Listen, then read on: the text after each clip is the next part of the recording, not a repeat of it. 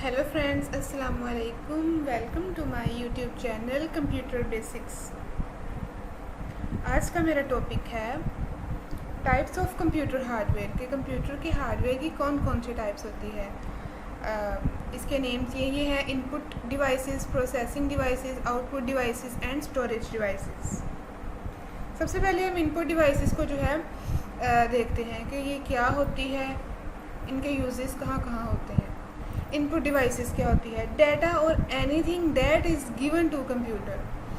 कोई भी चीज़ डाटे की फॉर्म में, डाटा किसी भी फॉर्म में हो सकता है, ऑडियो, वीडियो, टेक्स्ट, किसी भी फॉर्म में जो है, किसी भी शक्ल में हम डाटा जो है वो कंप्यूटर को देते हैं, हम खुद देते हैं, तो वो हमारा इनपुट होता है। ठीक है। Input devices are use to enter और given data and instructions into the computer.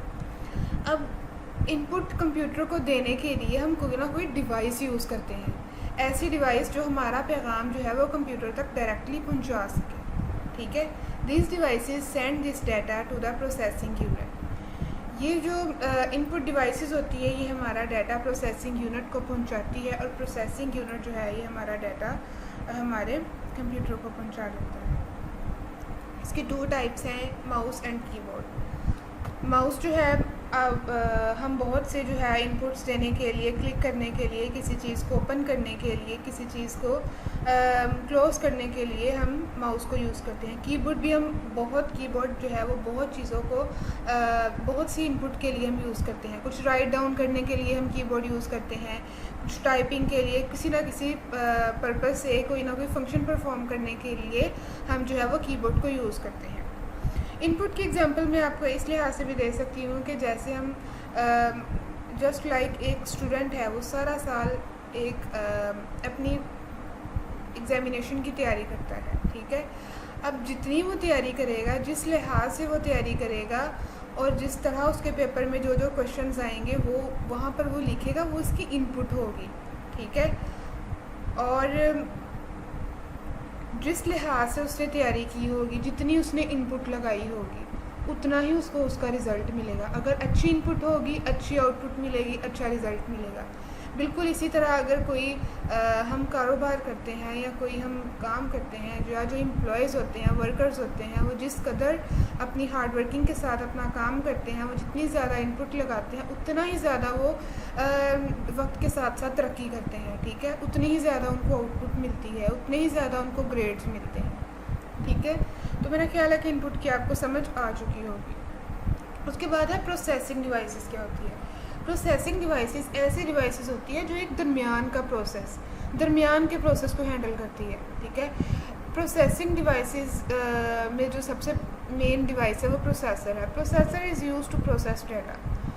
ये हमारे डाटा को प्रोसेस करने के लिए यूज़ होता है। बिल्कुल इसी तरह कि जैसे हमने कोई इनपुट लगाई है और हमें एक आउटपुट मिल रही है, तो दरमियान में एक प्रोसेसिंग होती है, एक काम होता है, एक फंक्शन होता है, एक प्रोसेस होता है। वो प्रोसेस जो परफॉर्म करती है डिवाइस, वो हमारा प्रोसेसर होता है। इसे सेंट्रल प्रोसेसिंग यूनिट भी कहते हैं, इसे कंप्यूटर का ब्रेन भी कहते हैं। अगर हमारे पास प्रोसेसर नहीं होगा, हमें कुछ भी नहीं मिलेगा, ना हमारी आउटपुट कंप्यूटर के पास जाएगी, ना हमारी इनपुट जाएगी और ना ही हमें आउटपुट मिलेगी। ठीक है। तो सीपीयू हमारे प्रोग्राम को लेता है, उसके ऊपर जो है वो अपनी प्रोसेसिंग करता है और हमें उसको एक आउटपुट की फॉर्म में जो है वो हमारी इंफॉर्मेशन हमें प्रोवाइड करता है।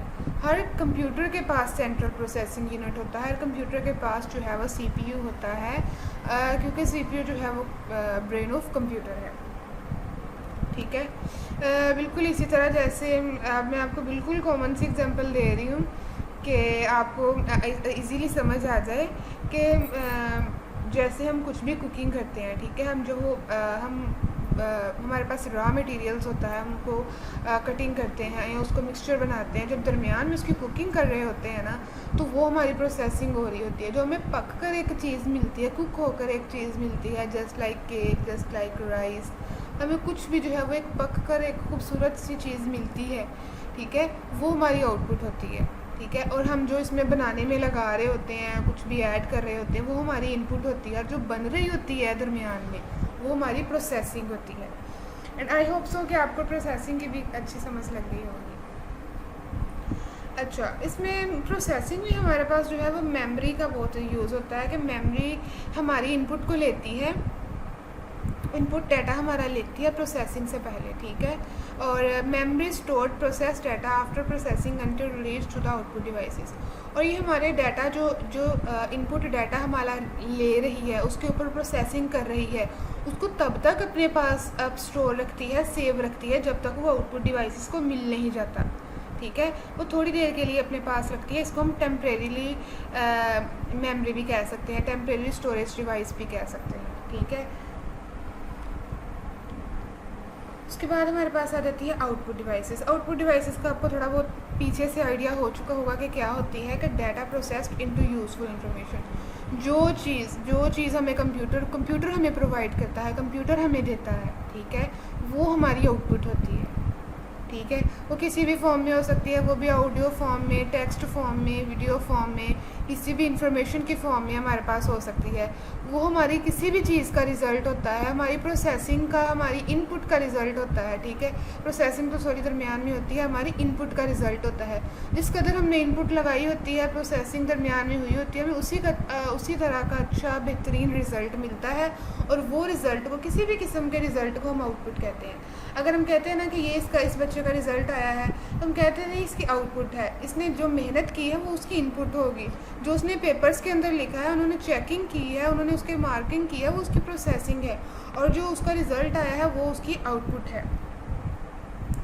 उसके बाद आउटपुट डिवाइसेस जो है हमारे पास मोनीटर है, प्रिंटर है, प्लॉटर है, यहाँ पे सामने आप देख रहे हैं स्पीकर्स हैं, ठीक है। ये हमारे पास जो है वो आउटपुट डिवाइसेस हैं जो कि हमें आउटपुट शो करवाती हैं। उसके बाद है हमारे पास स्टोरेज डिवाइसेस। स्टोरेज डिवाइसेस क्या होती हैं? अब स्टोरेज डिवाइसेस के वर्ड से ही पता चल रहा है कि वो किसी भी चीज़ को स्टोर करने के लिए होती है। अब स्टोरेज डिवाइसेस की भी टू टाइप्स होती हैं, एक होती है प्राइमरी स्टोरेज, एक होती है सेकेंडरी स्टोरेज। तो प्राइमरी स्टोरेज डिवाइसेस होती है वो डाटा को थोड़ी देर के लिए स्टोर करने के लिए यूज़ होती है, जो हम डाटा को बस थोड़ी देर के लिए स्टोर कर सकते हैं। जैसे ही हमारी लाइट ऑफ हुई, हमारा कंप्यूटर शट डाउन हुआ, हमारा डाटा ख़त्म, हमारा डाटा उड़ गया। बिल्कुल इसी तरह जैसे हमने अभी यूट्यूब पे कुछ देख रहे हैं या हम इंटरनेट से कुछ सर्चिंग कर रहे हैं, अचानक से लाइट बंद हो गई, तो जो हम सर्चिंग कर रहे होते हैं दरमियान वाला प्रोसेस, वो जब लाइट दोबारा आएगी, हम कंप्यूटर ऑन करेंगे तो हमें दोबारा से निकालना पड़ेगा, ना कि वो अंदर सेव पड़ा होगा। तो ये चीज़ें हमारी टेम्परेरी स्टोरेज डिवाइसेस में ये जो है वो थोड़ी देर के लिए स्टोर होती है जब तक हम वो काम कर रहे होते हैं। एक हमारे पास डिवाइसेस होती है परमानेंट स्टोरेज डिवाइसेस, जिसको हम सेकेंडरी स्टोरेज डिवाइसेस भी कहते हैं, जिसमें हम बहुत टाइम के लिए, सालों तक के लिए डाटा जो है वो स्टोर कर सकते हैं, ठीक है। जैसे कि हमने डाउनलोड करके वीडियोस रखी होती हैं, डाउनलोड करके हमने अपने डॉक्यूमेंट्स रखे होते हैं, स्टोर करके फ़ोल्डर्स बना के हमारी हार्ड ड्राइव, हार्ड डिस्क में पड़े होते हैं, ठीक है। तो ये चीज़ें जो होती हैं हमारी जहाँ जहाँ पड़ी होती है, और ये काफ़ी टाइम के लिए जो है वो ये स्टोर हो जाती है, तो इसको हम कहेंगे कि ये हमारी परमानेंट स्टोरेज डिवाइसेस है या सेकेंडरी स्टोरेज डिवाइसेस है। इसके भी मैं आपको एग्जांपल बता दूँ, इसमें आ जाती है हार्ड डिस्क आ जाती है, यूएसबी फ्लैश मेमोरी आ जाती है, सीडी डीवीडी आ जाती है, ठीक है, रोम भी है, रैम भी है। आई होप सो कि आपको मेरी इस वीडियो की समझ आई होगी। अगर आपको कुछ पूछना है तो आप मुझे कमेंट सेक्शन में कुछ भी क्वेश्चन पूछ सकते हैं। वीडियो को ख़त्म करने से पहले मेरी आप सबसे रिक्वेस्ट है कि प्लीज़ मेरे चैनल को सब्सक्राइब कर दें, इसको ज़्यादा से ज़्यादा लाइक करें, शेयर करें, क्योंकि मैंने अभी ये न्यूली चैनल बनाया है, तो मुझे आप सबकी इस हेल्प की जो है बहुत ज़्यादा ज़रूरत है, ताकि मेरे पास जो भी इंफॉर्मेशन है, जो भी, वो मैं तकरीबन सब तक जो है वो ईमेनली पहुँचा सकूँ। I want to share my everything, my every information about computer to everyone. Thank you so much. Allah Hafiz.